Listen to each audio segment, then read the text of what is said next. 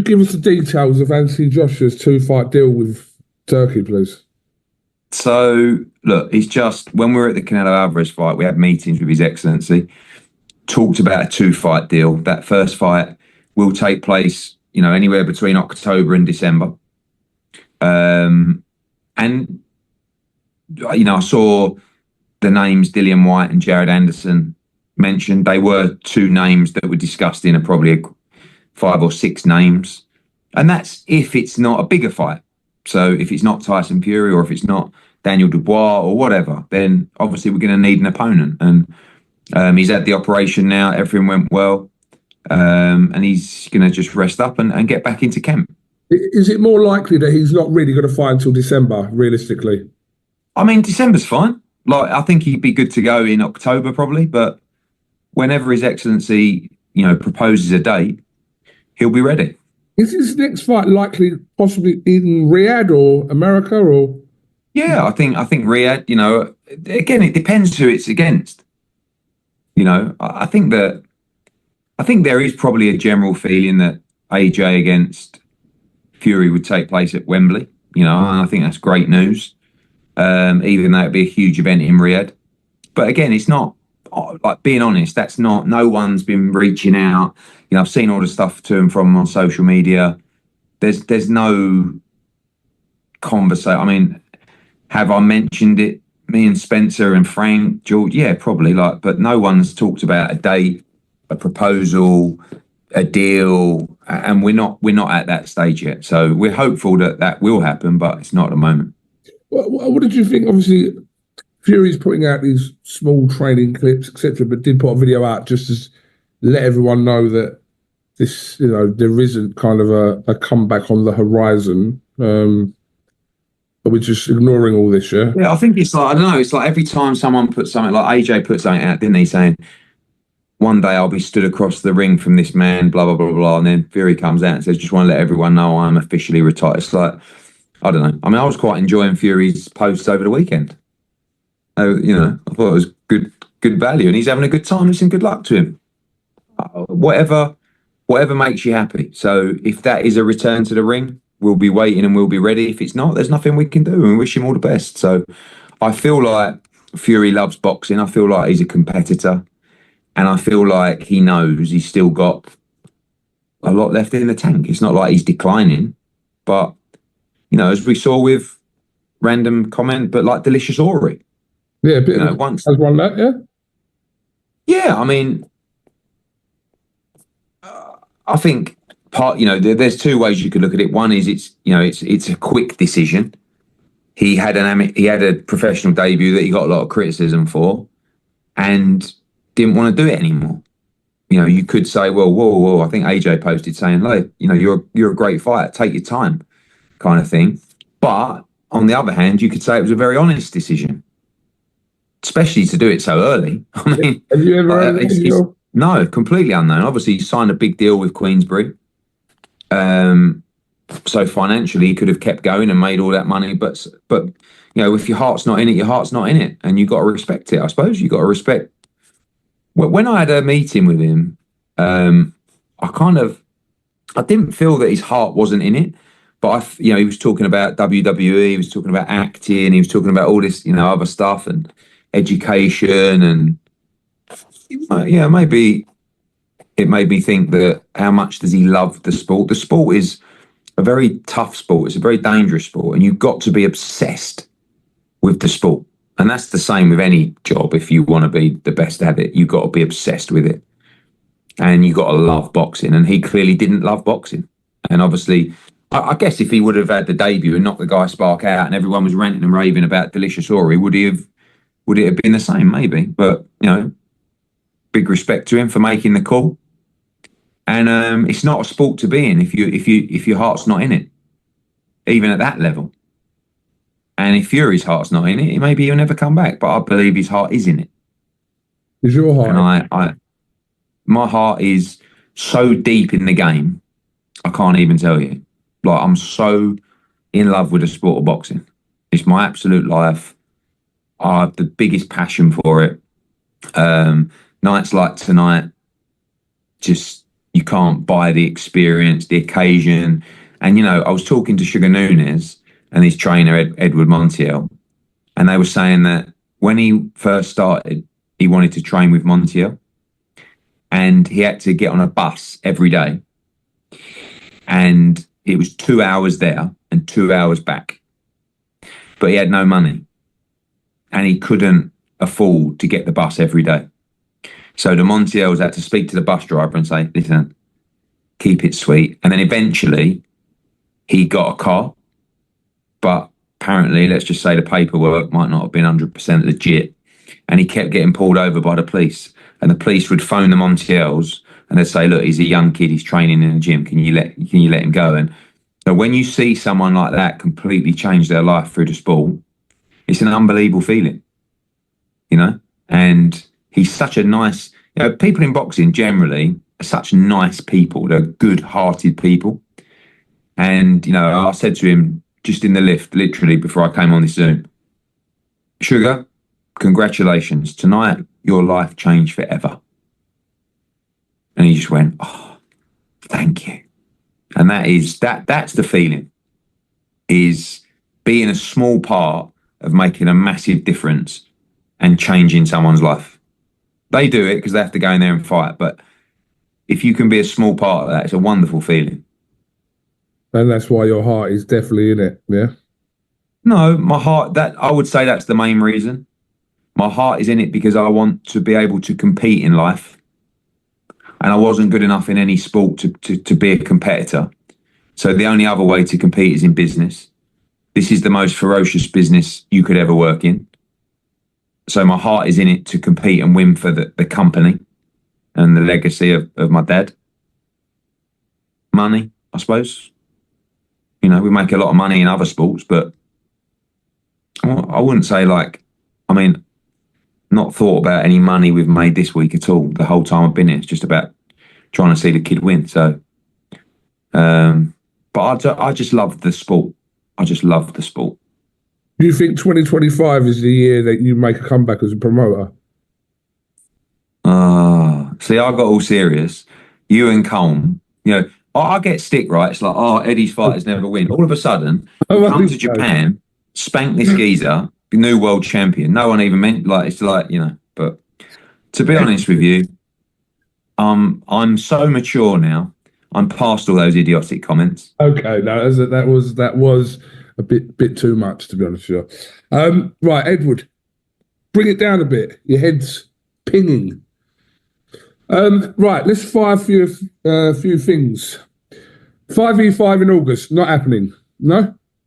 I think it'll be a different kind of format. I mean, we're speaking to His Excellency and the team now, as is George Warren, about possible fights for that card. And I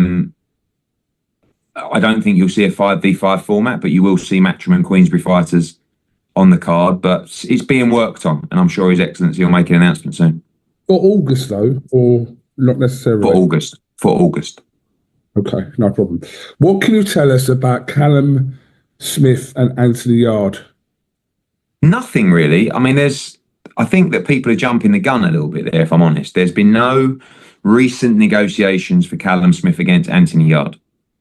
It's a fight that was discussed actually for the 5v5, but I don't think it's a fight you're going to see in Saudi in August.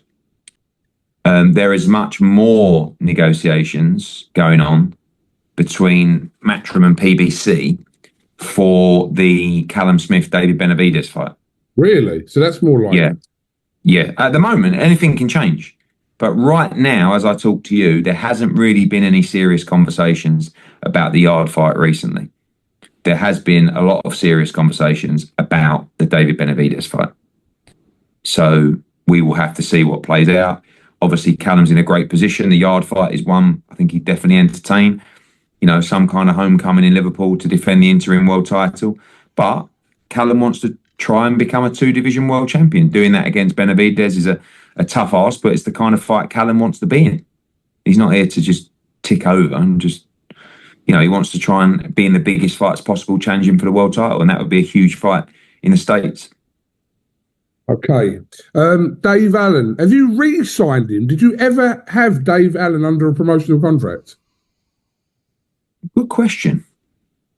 Probably, yeah, probably. Like, I think in the past he would have had a fight with another fight attached to it, if that makes sense, like a comeback fight or something like that. Don't know for sure, but in this fight, being completely transparent, it's not uncommon for a promotional company to have options on a fighter like this in a fight, because in this situation, you'd look at making the third fight between the two of them. Going into that fight, you would give Johnny Fisher kind of like the option to say, look, if you were to lose, we could run it back for the trilogy, which, by the way, I think is something that will happen, but it won't happen next. So we've now got a couple of fights with Dave, and I expect him to end his career with us, really. Hopefully. Dave's in a really, really fascinating position now. I think, I'd like to see him going headline in Sheffield, if I'm honest. You can jump into a massive fight for as much money as possible. You can have an easier fight on an undercard somewhere. You can have a kind of mid-level fight, still going to be a tough fight, but headlining. So he's in a great spot. And just another one, really. Like Dave, the Dave Allen story is actually really heartwarming, because he really fucked it up and threw it away, if I'm honest. Like, he was struggling. I say fucked up is probably a little bit harsh, because he was struggling. And he had a really good opportunity to have a few big fights and kind of get himself financially secure. I thought he was done. Then he came back, obviously had a couple of wins. Then he got the Johnny Fisher fight, made good money there, made even better money in the second fight. Now he'll make even better money in the third and fourth fight as well. So I really look at it and say, I just want him to have those two fights now, and he will be good. Like, he'll have a house paid off. He'll have his ensuite that he's always talking about. But what if we could do something a little bit special? What if we could make a run for it and a charge and rack up a few impressive wins? Because I actually think, I said in an interview with you, I think Dave's a lot better than he thinks he is sometimes. No, maybe, I don't know. Sometimes, when he's like, oh, I'm just, I'm what I am, just a big fat geezer and like blah, blah, blah. But I think Dave can fight. And I think those tough nights that Dave's had have probably are what won him the fight against Johnny Fisher, just that experience in mixing at that level. And, he phoned me up. He said, I want the Deontay Wilder fight. Yeah, I was going to ask about that. I mean, yeah, why not? I mean, look, Deontay's got this fight coming up, which should be a formality. And then, like, that Dave Allen against Deontay Wilder would do fantastic business in the UK. Dave Allen, right? When you look at it, let's go through the top 5 names, or 10. Top 10 names in British boxing right now. Go on. I'm talking about, and when we say big, I'm talking about interest, viewership, maybe bums on seats. What, heavyweights or not necessarily? No, across the board. All right, so but like in terms of your numbers as well, right? Yeah. So you've got like AJ, Fury, Dubois, Eubank, Connor. Yeah. Right? I think they're like sort of 5. And then you've got that other, sorry? Dillian White. Yeah, but I'd put him in the next tranche, really, which is like, your Dillian Whites, your Callum Smiths, your, you've got like Josh Taylor, Jack Cattrall, Lee Wood, Yaf Dalton Smith, Adam Azine, you got all these guys. But you'd put Dave Allen right at the top of that group, wouldn't you? I mean, we saw the numbers from the fight. Not just the viewership, and obviously Johnny's responsible for a lot of that as well, but even post stuff, people like the story, don't they? People like listening to Dave Allen. And I think people would turn out to watch him in a big fight, So we shall see. You ain't got to tell us about Dave Allen. He holds the record views of an IFL clip on YouTube for IFL. Wasn't that weighing in with socks in his pants? That is the size of his genitalia, mate. Oh, is it? Oh, okay. don't know who's brought up socks, but yeah. 15 million views, yeah. Wow, there you go. It cornered quite a few markets in the globe, yeah. It was that fight did really good numbers. Really good numbers. Ed, what for Johnny Fisher then? If they're not going to do a trilogy next, then what do you need does he need a confidence fight just to? I think so. Yeah. I mean, look, you got to give him props for taking the rematch in the first place. Like, and I do think it was the right thing to do. Obviously, hindsight's great afterwards. You can say, oh, but he would have got a huge amount of stick if he hadn't gone into that rematch. And we thought that he could beat the likes of Dave Allen. He's not ready. That's okay. And he trained his nuts off. He couldn't have done any more. But now he's got to go back to basics, to learn, to rebuild a little bit. And I want to see him have 2 8-rounders or an 8-rounder and a 10-rounder. Just, try and get out twice this year. Yeah. Been talking to a lot of fighters lately about activity. I think it's so important. You saw Josh Taylor last week. I think he suffered with inactivity as well. I think he's been out of the ring for a year, is it? Since the Catchall fight or whatever it is. It's not easy to stop, start. And I think when you don't have these championship belts to defend all the time, I think getting in this activity, even if it means taking smaller purses, like cumulatively, it'll all add up. But I think it can get you back in the groove and improve you and help work on the things that you've been working on in the gym, And that's what I think Johnny needs. I think he needs a couple of good little run-outs. I don't rule out the trilogy at all next year. At all. Yeah, it'll always be a big fight. But, obviously losing for a second time, sorry. And, the first fight could have gone either way. If he loses back-to-back against Dave Allen, it's tough to come back. But Johnny's put himself financially in a great position as well.